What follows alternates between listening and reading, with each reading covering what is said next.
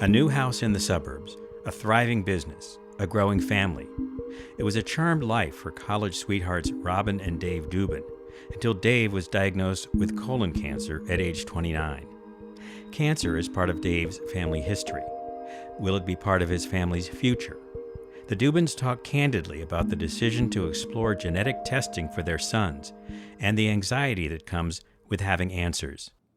So you tell me a little bit about what it was like when we met. So we met as college sweethearts at Tulane University. We were 18. 19, I 19? think. All Just right, somewhere around we'll go there. with 19.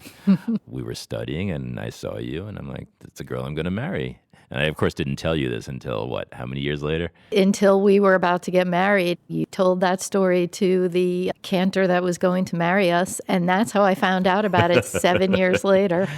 Sorry.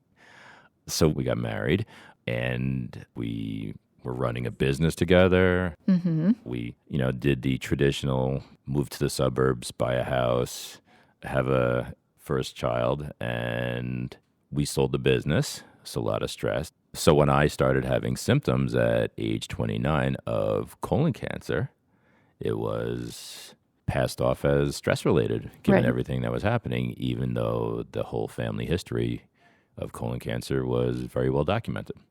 Your father and your grandfather were a bit older than you were when they had cancer, so we didn't think too much of it. You had to have surgery I did. and chemo.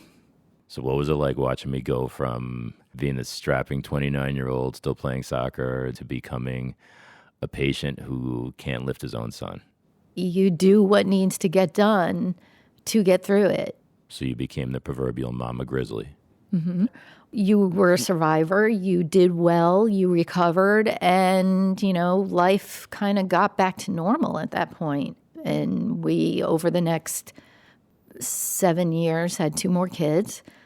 And as a cancer survivor, you actually were 5 years cancer-free.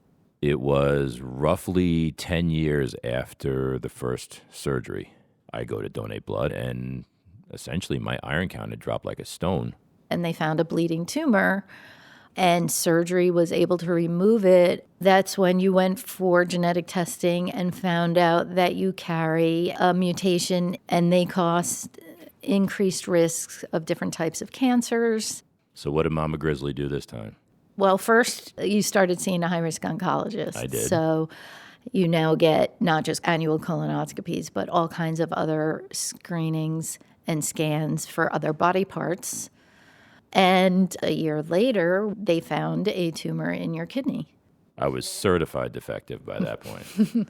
So we really were very fortunate that you were being screened because it was a very small tumor. The surgeon was able to go in the same way Right. went in previously, and a couple hours later come out smelling like roses. Right. Then our kids get to the ages where they need to have genetic testing. I think that was tougher on me than everything we had to deal with you. So our oldest son, Zach, is now 22.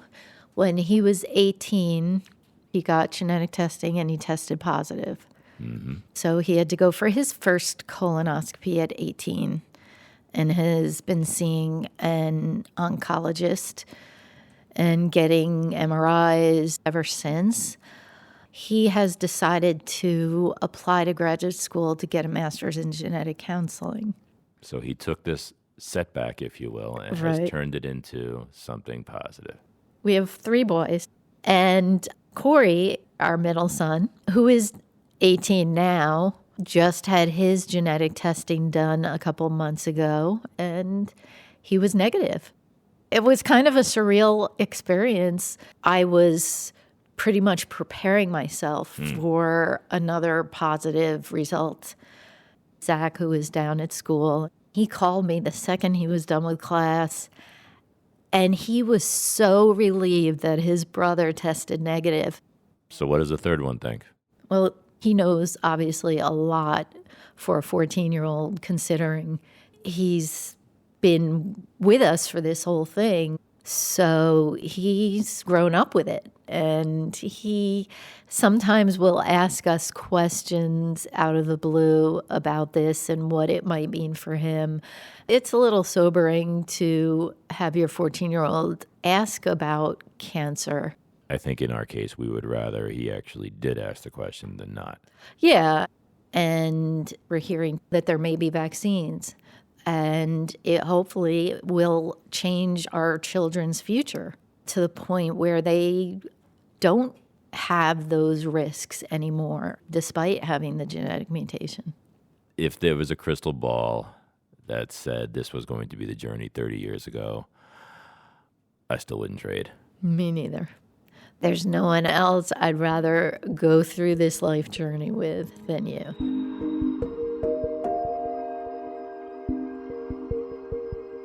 Families like the Dubins put their hope in the future of science.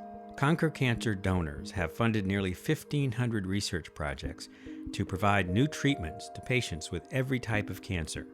Make a gift at conquer.org/donate to support the next generation of conquerors.